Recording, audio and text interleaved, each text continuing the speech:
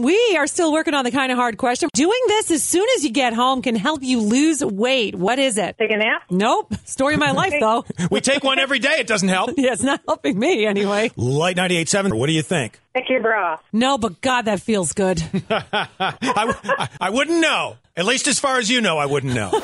It's time for Your Mom Must Be So Proud. Morons. Dummy. Idiot. I'm not a smart man. With Beth and Dave in the morning on Light 98.7. And today, Beth, a lot of moron to go around in St. Louis, Missouri, where a woman is suing her son's high school because her son didn't make the varsity soccer team. Shut up.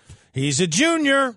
And because he's a junior, he also can't play on the JV team. So she's suing for age discrimination. Come on. Maybe he's just not good. That is what the coach is saying. And the coach of the soccer team is trying to maintain a positive spin on this whole thing. Listen to him. We always, as educators, try to focus on the positives, encourage our kids to keep working and be a part of getting better throughout their high school career. Yes, try and get better. Try and improve. He's only a junior. Maybe he improves enough. Next year he can make the varsity, right? This is why you can't pay people who coach at the high school and junior high school level enough. No kidding. And I've been involved in youth sports for a long time as a coach, and it's always the parents who are causing the problems. It's not the kids. Youth sports would be way better without parents. So they're suing. They're suing the high school because the kid didn't make the varsity.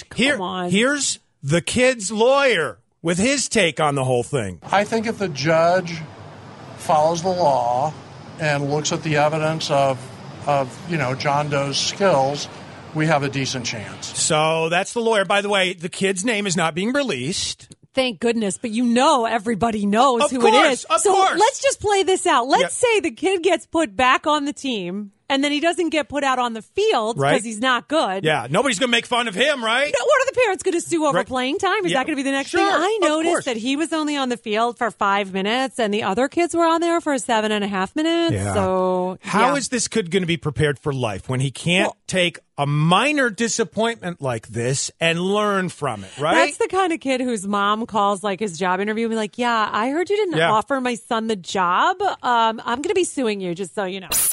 Previously on Beth and Dave in the morning. It's Boyfriend Day, it's Kale Day, and it's Mean Girls Day. I understand how the Mean Girls one got there because it's October 3rd. Okay, and that's from the movie. I never saw the movie. Oh, now we're talking about who hasn't seen classic movies. You haven't seen Mean Girls? Wait, you're calling Mean Girls a, quote, classic movie? It is 100% a classic movie. I didn't see Shawshank Redemption being made into a musical on Broadway. I didn't see Mean Girls being turned into Academy Award nomination material. Beth and Dave with the best variety of the 80s through today on Light 98.7. Every year, CandyStore.com puts out a list of the best or the favorite Halloween candies by state. New York's candies are as follows. Number 1, Sour Patch Kids. Which differs from last year's list. And that's the question I asked. Why? Why is there a difference? Don't know. Is it because there's like a sale on Sour Patch Kids? They're talking about like tons of candy I know. here, literally.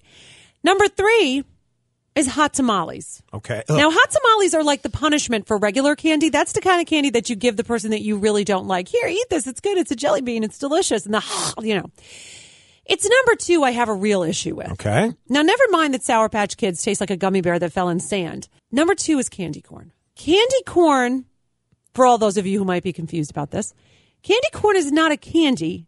It's a decoration.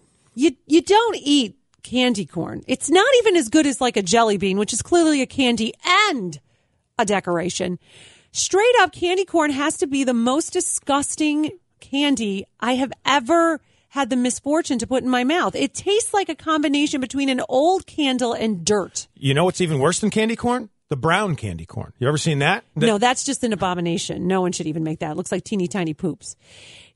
I don't understand people who willingly buy candy corn for to eat. Like, I understand. And by the way, there's no chocolate on that list anywhere. Well, I find that remarkably hard to believe. Like normal states, North Carolina, M&Ms, Texas, Reese's Peanut Butter Cups. Normal states. Maybe it's time to move.